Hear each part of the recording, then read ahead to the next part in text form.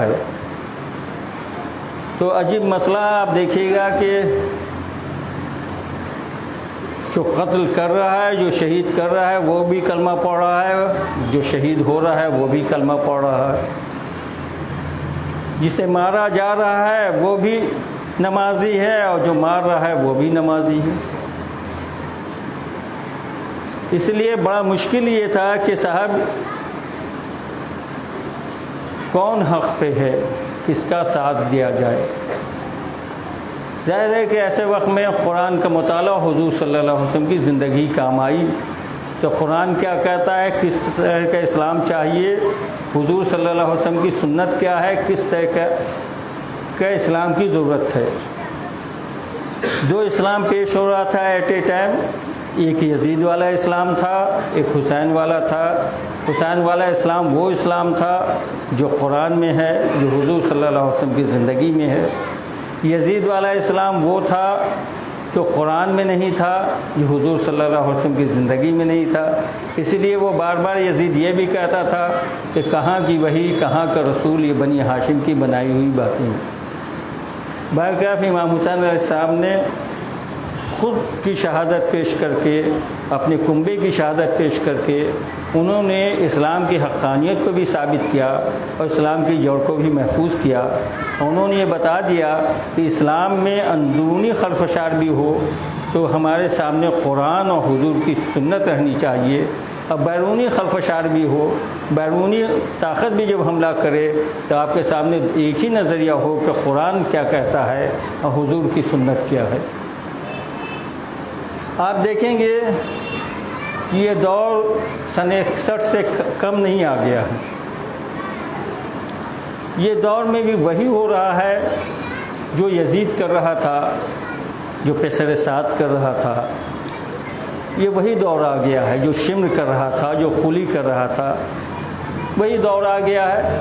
اسلام کے نام پر بعض غلط باتیں سامنے آ جاتی ہیں، بڑے آسانی سے، اور حوالہ حدیث کا، بڑا آسانی سے حوالہ حدیث کا۔ آج کل ایک حدیث بار بار پیش کی جاتی ہے کہ حضور صلی اللہ علیہ وسلم نے فرمایا کہ 73 فرقے ہوں گے جس میں 72 ناری ہوں گے یعنی جہنمی ہوں گے، ایک ناجی ہوں گے یعنی ایک جنتی ہوں گے۔ آپ دیکھیں کہ اور اس پر بہت شد و مت کے ساتھ عالم سے لے کے جاہل تک بات کرتا ہے، اور یوں سمجھیے مسجد کے ممبر سے لے کے گلیوں تک بات ہوتی ہے۔ اگر اس سے پوچھا جائے کہ 5 فرقے سے کیا مفہوم ہے، آپ 72 فرقہ جس کو ناجی بتلا رہے ہیں، جہنمی بتلا رہے ہیں، وہ کون ہے؟ بڑے آسانی سے مسلمان کا نام لے لیں گے۔ اگر وہ اگر سنی جماعت سے ہیں، وہ کہیں گے بھائی شیعہ ہیں، بورے ہیں، کھوجے ہیں۔ اگر بریلوی ہیں وہ اس میں اور دیوبندی بھی ملائیں گے، اہل حدیث ملائیں گے، وغیرہ وغیرہ، اور یہ تمام فرقے والے یہ کر رہے ہیں۔ ان سے یہ پوچھا جائے کہ پھر اختلاف کہاں ہے ان میں آپ میں، تب بڑا معمولی سا اختلاف بتائیں گے، بڑا معمولی سا۔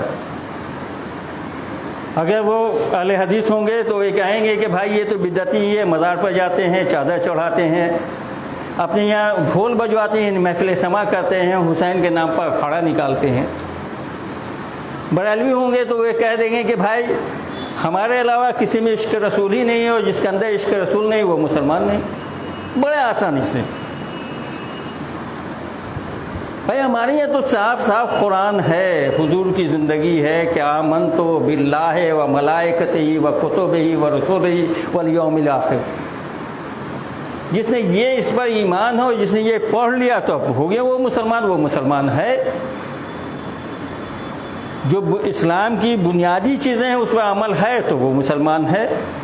باقی چیزیں وہ مزار پر چادر چڑھاتا ہے، نہیں چڑھاتا ہے، اس کے اندر عشق کتنا رسول ہے یا نہیں ہے، اس کا تو فیصلہ اللہ کرے گا۔ کتنی آسانی سے یہ غیر اسلامک نظریہ ہمارے آپ کے اندر آ گیا۔ کہ حضور کی ایک ایک حدیث صحیح ہے. ان کی یہ بھی حدیث صحیح ہے کہ بھائی اسلام میں 73 فرقے ہو جائیں گے، لیکن ذرا سا ایک بیچ سے ایک لفظ نکالا گیا ہے ترجمہ کرتے ہوئے، اسلام کے نام پر 73 فرقے ہو جائیں گے. اسلام میں کیسے ہوں گے؟ اسلام تو ایک ہی اسلام ہے، اسلام کے نام پر ہو جائیں گے. اور یہ فرقے نہیں ہیں جن کو ہم کہتے ہیں دیوبندی، بریلوی، اہل حدیث، شیعہ، سنی، یہ فرقے نہیں ہیں. مطالعہ کریں لوگ، پتہ چل جائے گا. قادیانی بھی اپنے کو مسلمان کہتے ہیں. رسالت میں اختلاف ہے، حضور صلی اللہ علیہ وسلم کو آپ آخری نبی نہیں مانتے ہیں. نصیری بھی اپنے کو مسلمان کہتے ہیں، مسلمان کے خانے میں ہیں، لیکن وہ اللہ کے علاوہ ایک اور اللہ ان کے یہاں ہے، وہ حضرت علی کو خدا مانتے ہیں. بہائی بھی اپنے آپ کو مسلمان کہتے ہیں، ان کا نظریہ کچھ اور ہے. اس طرح آپ اگر مطالعہ کریں گے تو اسلام میں اتنے فرقے ہیں جو مسلمان کے خانے میں ہیں، ان کے یہاں اختلاف ہے. کہیں رسالت میں ہے، کہیں وحدانیت میں ہے، کہیں فرشتوں پر ہے، کہیں کتابوں پر ہے، کہیں قبلے پر ہے. ان فرقوں کی طرف اشارہ تھا. کسی نے مطلب یہ کسی غیر مسلم نے، اور ظاہر یہ کام انگریز کرتے رہتے ہیں، بیٹھ کے آہستہ سے کہہ دیا کہ یہ فرقے فلاں فلاں فلاں ہیں، ہم اسی پر عمل کر رہے ہیں. اب بڑے آسانی سے کہتے ہیں کہ فلاں دیوبندی نے نماز پڑھا لیا، اسے نماز نہیں ہے. فلاں اہل حدیث نے نماز پڑھا دیا، اسے نماز ہی نہیں ہوئی.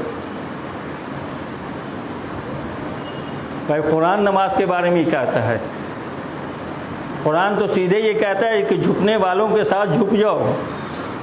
بس اتنے سے قرآن کہہ کے خاموش ہو جاتا ہے، باقی حساب ہم لیں گے. مسئلہ یہ ہو گیا ہے کہ ہمیں جو کام کرنا تھا وہ تو چھوڑ دیا. ہمیں کام کرنا تھا عبادت و ریاضت کرنا. دیکھیے مسجد میں آنے کی اور نماز کی، خصوصاً نماز کی اور مسجد میں آنے کی جتنی احادیثیں ہیں ہم نے چھوڑ دیا. کبھی نہ تقریر میں سنیے گا، نہ میلاد میں سنیے گا، نہ عام وقتوں پر سنیے گا، نہ بحث میں سنیے گا، نہ مسجد کے ممبر سے سنیے گا، نہ ہوٹل میں سنیے گا، نہ گلیوں میں سنیے گا. نہ نماز پڑھنے والوں کی حضور کی کیسی کیسی وعیدیں ہیں نہیں سنیے گا. نہ مسجد آنے والوں پر حضور نے کیا کیا فرمایا ہے نہیں سنیے گا. لے دے کے ایک پڑھ گئے ہم جو اختلاف ہے جس میں کہ بھائی 73 فرقے ہوں گے، جس میں 72 ناری ہوں گے، یہ ہمیں یاد رہ گیا. سماج وہ بنائیے. اور یہ ساری باتیں اس لیے ہوتی ہیں کہ علم کی کمی سے. اگر علم ہو جائے تو انہیں یہ معلوم ہو جائے کہ کہاں کہاں کس کو اختلاف ہے، ہم کہاں کہاں کس کے ساتھ ہیں. حضور صلی اللہ علیہ وسلم کی یہ حدیث کسی کو یاد نہیں رہتی ہے کہ حضور نے یہ کہا کہ دیکھو ہم دنیا سے جا رہے ہیں، میرے بعد تم منتشر نہ ہونا، متحد رہنا.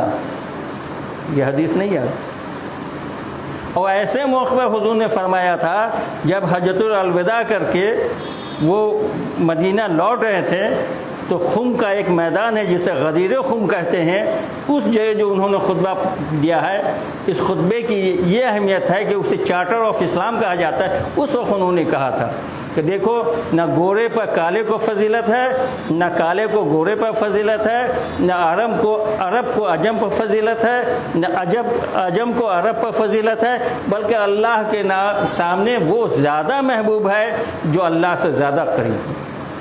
اس کا دوسرا پیراگراف یہ ہے، دیکھو دور جاہلیت کے خون معاف کر دیے گئے ہیں، لیکن تم آپس میں متحد رہنا، آپس میں منتشر نہ ہو جانا.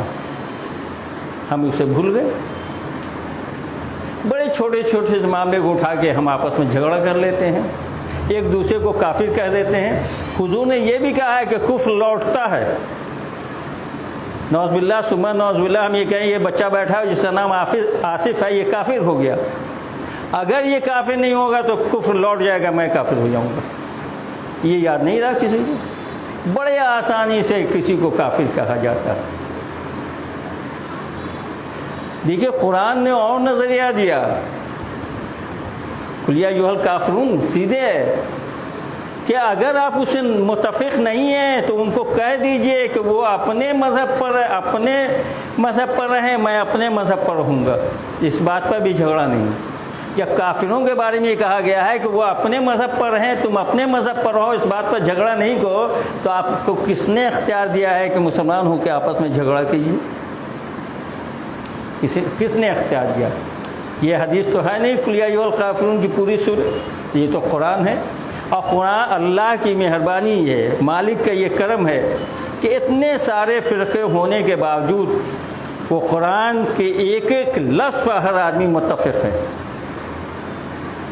سب کہتے ہیں جو یہ قرآن ہے وہی اصل، بڑے ترجمے میں کچھ فرق ہوتا ہے، اور بار بار ترجمے کے بارے میں میں نے بتا چکا ہوں کہ ترجمہ کیا چیز ہے۔ قرآن پر ہر جماعت متفق ہے، چاہے وہ شیعہ ہو، سنی ہو، وہابی ہو، دیوبندی ہو، بریلوی ہو، خانقاہی ہو، اہل حدیث ہو، جماعت اسلامی ہو، تبلیغی جماعت ہو، سب اسی قرآن پر متفق ہیں۔ اور قرآن یہ کہتا ہے کہ کہہ دیجئے کافروں سے کہ ان کے لیے ان کا مذہب ہے، ہمارے لیے ہمارا مذہب ہے، ہم اس بات پر بھی جھگڑا نہیں کریں گے۔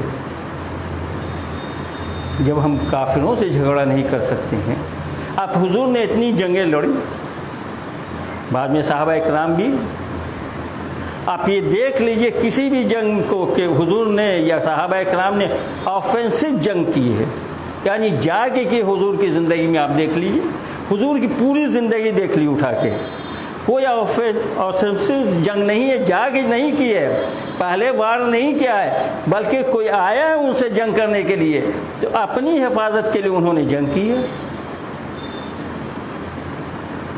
ہماری قوم الحمدللہ ہم بھی مسلمان ہیں اور اللہ سے دعا کرتے ہیں کہ آپ ہی لوگوں کے بیچ میں میری موت ہو، لیکن ہماری قوم جہاں پہنچ چکی ہے وہ زوال کے عروج پر پہنچ چکی ہے۔ ایک زمانہ مسلمانوں کا عروج کا تھا، آج زوال کا عروج ہے، وہاں ہماری قوم پہنچ چکی ہے۔ جب فقہی بحث تیز ہوئی ہے اور جس قوم کے اندر اس طرح کی بحث تیز ہوئی ہے وہ قوم ہمیشہ زوال پذیر ہوتی ہے۔ بہت مشہور واقعہ ہے، یروشلم یعنی بیت المقدس یہ یہودیوں کے انڈر میں تھا، قبضے میں تھا، یہ فتح ہوا ہے خلیفہ دوم حضرت ابوبکر صدیق، حضرت عمر فاروق رضی اللہ تعالیٰ عنہ کے زمانے میں۔ ظاہر ایک بڑا مضبوط قلعہ تھا اور ان کے لیے بڑی اہم جگہ تھی، لیکن بڑے آسانی سے وہ فتح ہو گیا۔ یہ گئے اور اندر گھس گئی پوری فوج، اندر 300 راہب بیٹھے ہوئے تھے، یعنی 300 ان کے علماء بیٹھے ہوئے تھے، اور یہ لوگ اندر چلے گئے، فتح کر لیا۔ بعد میں پوچھا لوگوں نے آپ لوگ 300 تھے، ذرا آفینسو نہیں ہوئے، ذرا سا بھی آپ نے اپنی مدافعت نہیں کیا، قلعہ تک کا دروازہ نہیں بند کیا، مسجد کا دروازہ آ کے نہیں بند کر دیا، ایسا کیسے ہوا؟ کہا کہ دیکھیے ہم لوگ ایک بہت اہم مسئلے میں الجھے ہوئے تھے۔ اب وہ مسئلہ کیا تھا؟ ہم لوگ یہ آپس میں ڈسکس کر رہے تھے کہ حضرت عیسیٰ کا پسینہ پاک ہے کہ ناپاک ہے۔ جب قوم اس طرح کے بحث میں الجھتی ہے تو قوم زوال پذیر ہو جاتی ہے، اور جب قوم عروج پہ پہنچتی ہے تو صرف اپنے قرآن کو سامنے رکھتی ہے، حضور کی زندگی کو سامنے رکھتی ہے، اور قرآنی تعلیمات کو سامنے رکھتی ہے اور اللہ پر بھروسہ کرتی ہے۔ لیکن معاف کریں گے، چند آدمی کو چھوڑ کے، چند علماء کو چھوڑ کے، چند صوفیہ کو چھوڑ کے اگر آپ دیکھیں تو قوم ہماری قوم سے بالکل توکل نکل گیا ہے۔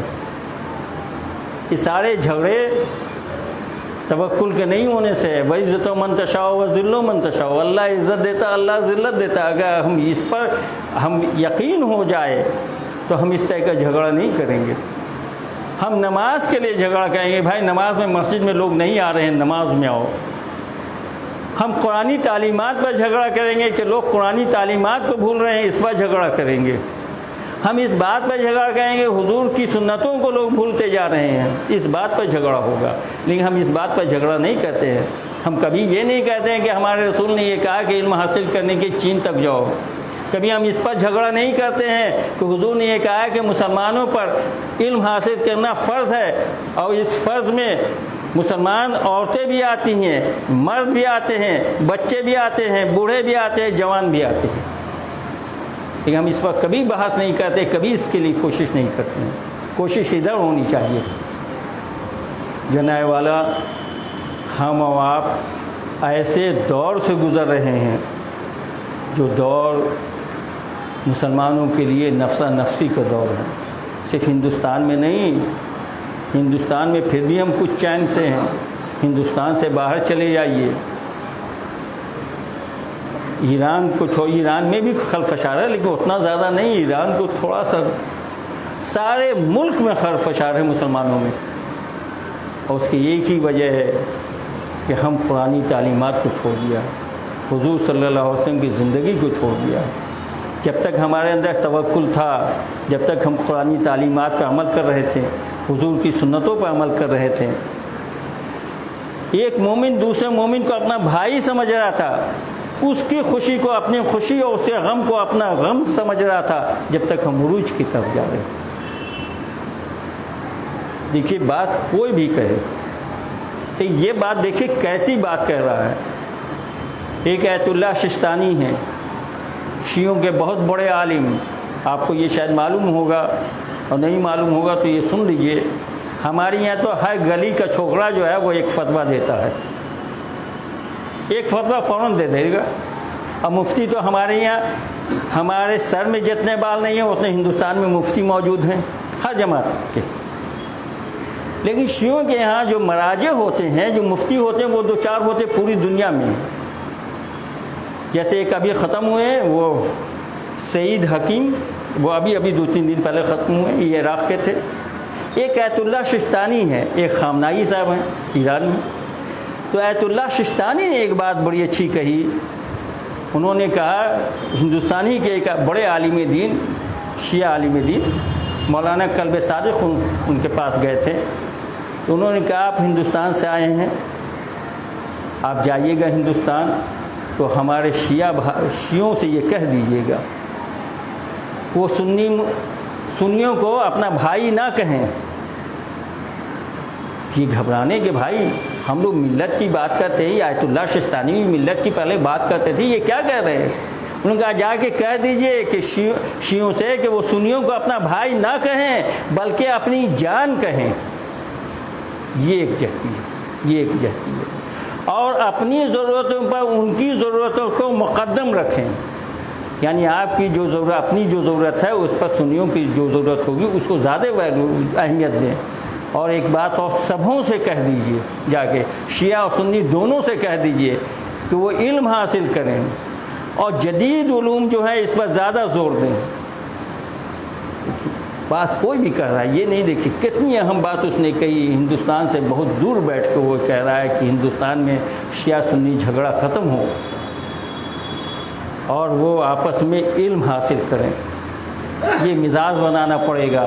جب یہ مزاج ہمارے علماء کا ہوگا، ہمارے صوفیہ کا ہوگا، ہمارے رہبروں کا ہوگا اور سماج کے رہنما کا ہوگا، تب سماج اور معاشرہ اچھا بنے گا. اور اگر یہ نہیں ہوگا تو پھر سماج اور معاشرہ جس طرح بگڑتا جا رہا ہے اور زیادہ بگڑتا جائے گا.